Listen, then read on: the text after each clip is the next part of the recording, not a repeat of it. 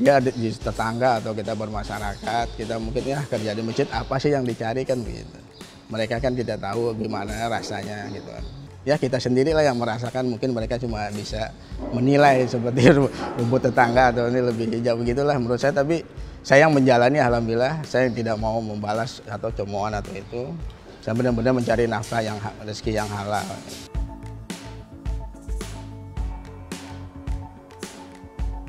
Saya pikir setiap orang harusnya agak hati-hati gitu dalam memandang. Padahal kita nggak sadar aja gitu. Ketika kita di rumah, kita di tempat kita melaksanakan ibadah di masjid terdekat kita atau masjid kesayangan kita tuh, kita nggak bisa tiba-tiba langsung duduk sholat tuh nggak bisa. Ada orang yang berperan di situ. Kalau misalnya nggak ada marbot, misalnya masjid dikunci, Anda akan cari marbot gitu kan. Masjid kotor juga Anda akan cari marbot. Anda yang ingin sholat di masjid dalam keadaan kotor, dalam keadaan yang tidak nyaman itu.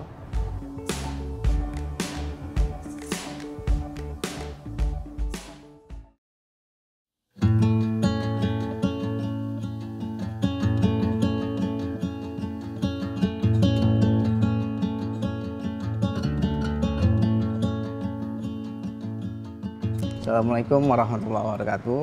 Nama saya Effendi. Saya bekerja di Masjid Agung Sunda Kelapa, Jakarta Pusat, Menteng. Saya masuk di Masjid Agung Sunda Kelapa ini sekitar 99 akhir tahun 2000 awal. Ya, awal ceritanya saya nggak ada niatan untuk bekerja.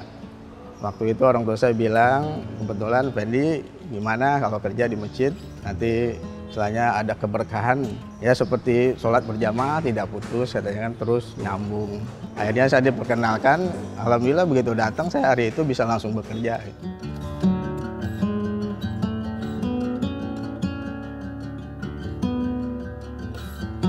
Saya Zaini, di sini sebagai sekretariat pengurus di Masjid Agung Sunda Kelapa. Saya sekarang ditanya orang kerjanya apa? Marbot ya. Kenapa mau jadi marbot? Ini apa ya? Saya pikir ini masjid yang di tengah kota Jakarta, kemudian dia juga punya nama besar barangkali. Ketika kita kesini sambil namanya saya fresh graduate, ya, saya sambil belajar bekerja, saya alumni dari Al-Azhar, Mesir. Begitu pulang 2020 kemarin, terus ya itu tadi lah di Sunda Kelapa nih ada tempat yang kita bisa belajar di sini.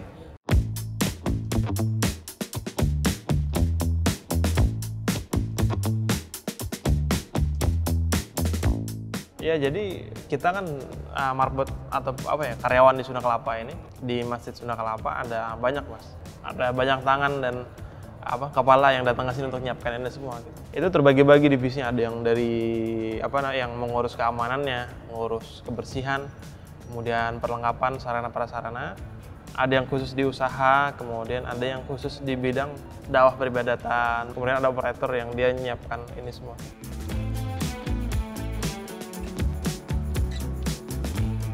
Kalau masjid sebenarnya tujuan utama adalah menciptakan kebersihan dan keasrihan.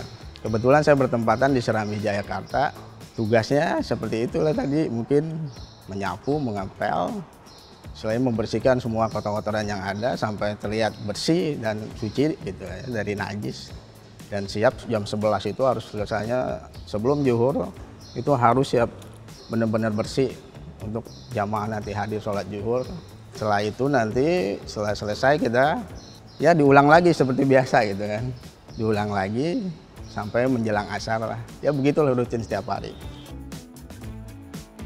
Yang pasti kita di sini di sekretariat terikat dengan yang namanya surat menyurat dan administrasi masjid. Adanya pihak luar yang datang ke sini atau kita mau menyampaikan sesuatu ke pihak luar, itu surat menyuratnya melalui kita. Karena misalnya kegiatan yang sudah rutin, kajian misalnya, membersihkan masjid, live streaming, kita tetap mengadakan kajian, ceramah seperti itu. Kita yang set semuanya. Meskipun nanti ada teman kita, Satrino, yang dia mungkin, atau kita yang nge-lead gitu ya. Jadi yang muda-muda ini ada beberapa mas di sini. Sebenarnya marbot itu adalah istilah seorang pekerja yang mengabdi di masjid. Tapi kalau saya bilang bukan bekerja, mengabdi. Saya garis miringkan, garis kurung ya, garis bawah. Kita kalau misalnya lain bekerja itu karena tuntutan atasan. Tapi kalau di masjid ini kita beda, bekerja adalah untuk karena Allah lillahi ta'ala. Jadi yang semua kita kerjakan itu tidak ada tekanan. Itulah yang saya bilang tadi, jadi timbul efeknya kita kerja luas, hati kita, batin kita luas. Tidak ada tegang atau tidak ada apa, kita mengerjakan seperti di rumah sendiri.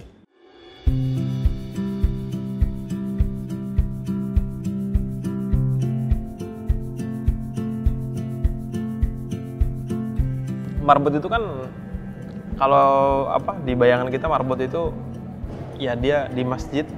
Satu masjid kan biasanya cuma 2 orang, 1 orang yang ngurus gitu kan. Dia setiap hari nyapu, bersih-bersih, nanti dia azan, dia qomat, dia jadi imam, dia juga jadi makmum ya karena nggak ada makmum yang lain. Itu kan marbot ya di kepala kita kan. Cuman di Sunda Kelapa ternyata marbot punya makna lebih luas gitu. Bahwa semua orang yang dia itu berperan dalam kegiatan takmir, dalam kegiatan riayah masjid, dalam kegiatan peribadatan, pemeliharaan masjid, itu maka dia termasuk marbot gitu.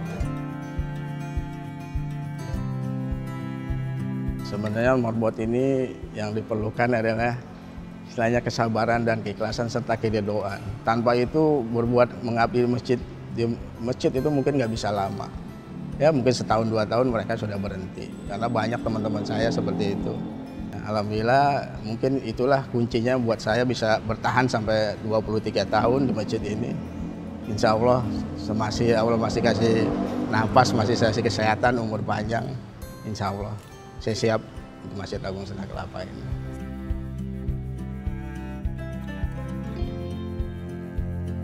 Marbot secara tidak langsung profesi yang sering dianggap sebelah mata ya dipandangnya ya. Jadi ketika saya bilang marbot, orang marbot ya katanya. Terus marbot di mana? Saya bilang Masjid Sunda Kelapa gitu. Ada yang tahu, ada yang nggak tahu. Yang nggak tahu tuh bawaannya, marbot ya. Kayak sayang banget, marbot gitu. Apa gitu kan? Iya saya mengalami sendiri gitu. Ya di tetangga atau kita bermasyarakat, kita mungkin ya kerja di masjid apa sih yang dicari kan begitu. Mereka kan tidak tahu gimana rasanya gitu kan. Ya kita sendirilah yang merasakan, mungkin mereka cuma bisa menilai seperti rumput tetangga atau ini lebih hijau begitulah menurut saya. Tapi saya yang menjalani alhamdulillah, saya tidak mau membalas atau cemoohan atau itu. Saya benar-benar mencari nafkah rezeki yang halal. Kebetulan Sunda Kelapa ini Mas, istilahnya alhamdulillah ada hak pekerja harian, itu bayarnya sehari, ada yang bulanan. Kebetulan saya karyawan tetap, jadi saya bulanan gajinya. Ya, jadi belum pas UMR gitu. Ya itu yang tadi saya bilang, kita semua di sini mengabdi di rumah Allah karena untuk ibadah. Insya Allah dengan uang kecil, karena kita diajarkan bahwa rezeki itu bukan sekedar uang ya kan. Rezeki itu adalah kesehatan bisa ya kan. Istilahnya keharmonisan rumah tangga, istilahnya keberkahan kesehatan. Itulah yang kita cari di masjid ini dari efek kita bekerja di sini. Insya Allah kita niat ikhlas, ridho, Allah akan mencurahkan rezeki yang tadi saya maksud tersebut. Gitu. Alhamdulillah baru berapa tahun saya mengabdi di sini, saya udah bisa beli gubuk. Istilahnya rumah kecil untuk saya tempati dengan keluarga. Itu yang saya subhanallah, saya nggak nyangka. Sementara teman-teman saya mungkin ada yang udah pensiun atau yang belum lebih senior dari saya lah, belum punya rumah gitu. Itu aja yang saya bilang subhanallah. Itu yang selalu saya ingat, istilahnya bersyukurnya luar biasa seperti itu.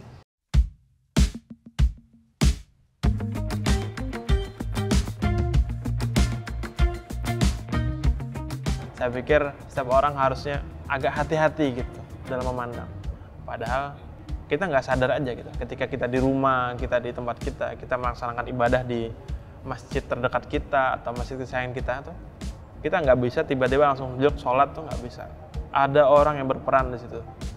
Kalau misalnya nggak ada marbot, misalnya masjid dikunci, ya Anda akan cari marbot gitu kan. Masjid kotor juga Anda akan cari marbot. Anda yang ingin sholat di masjid dalam keadaan kotor, dalam keadaan yang tidak nyaman itu, rata-rata kita ya perlu marbot. Cuman ya orang kita apresiasinya kurang. Cuman barangkali saya mewakili teman-teman yang lain bahwa marbot itu bukan pekerjaan yang mudah gitu. Kita harus standby 5 waktu dalam 1 hari gitu kan. Dari subuh, zuhur, asar, maghrib, isya. Tidurnya kapan? Bagian marbot tuh nggak ada. Kalau kita kan ada misalnya hari Minggu ya, misalnya kita tidur seharian itu masih bisa gitu kan. Kalau ini nggak bisa.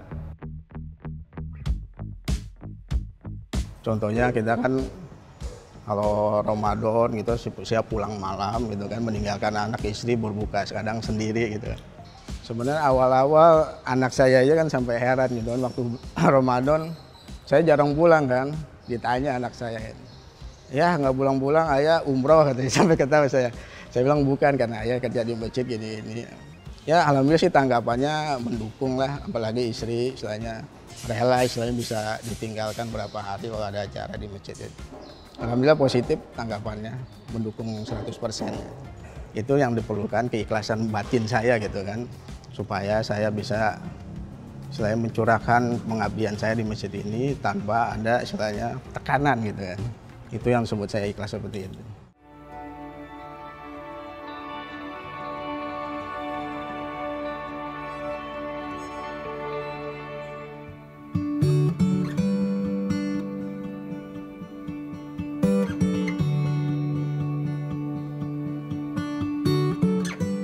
Buka puasa alhamdulillah tiap tahun kita selalu ada di sini. Jadi mungkin dulu jamaahnya saking banyaknya itu pernah kita box sampai 2.000 sampai 2.500 Mas.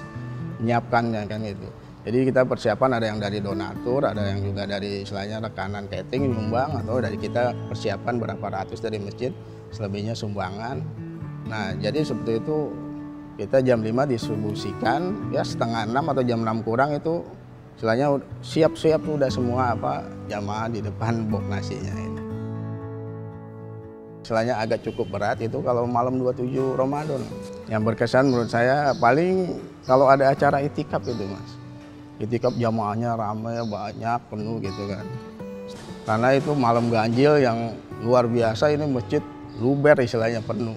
Itulah kita kerja dari pagi ketemu pagi sampai kira-kira jam 10 itu baru selesai. Itu yang paling luar biasa itu aja. Setelah mereka selesai itu rasanya gimana kita melayaninya dengan istilahnya baiklah, berusaha semaksimal mungkin untuk melayani mereka dari sahurnya, makannya itu kan, kebersihannya. Itu mereka pulang kita terasa gimana kenikmatan tersendiri buat rohani kita gitu. Karena jerih payah kita membersihkan ini masjid, istilahnya keringat kita mungkin nanti insya Allah akan jadi saksi kita di akhir nanti akhirat gitu.